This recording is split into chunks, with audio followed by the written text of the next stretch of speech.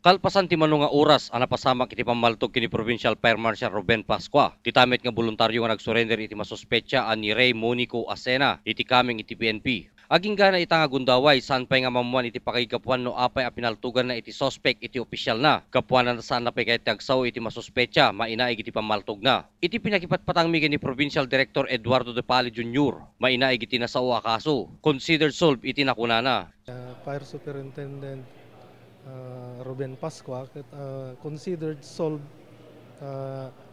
na nag-surrender maten na jay suspect ni Fire Senior Inspector Ray Acena ket naipilan iti kaso dito yung Office of the Provincial Prosecutor ket itata adan ni jay Bureau of Jail Management and Penology dati suspect.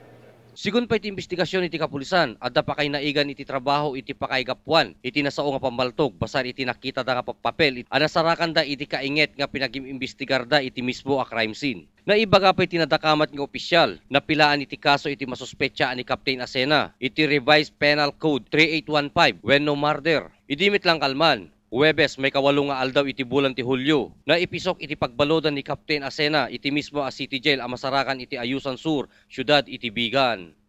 Para iti Press Corps, Ryan Pardo.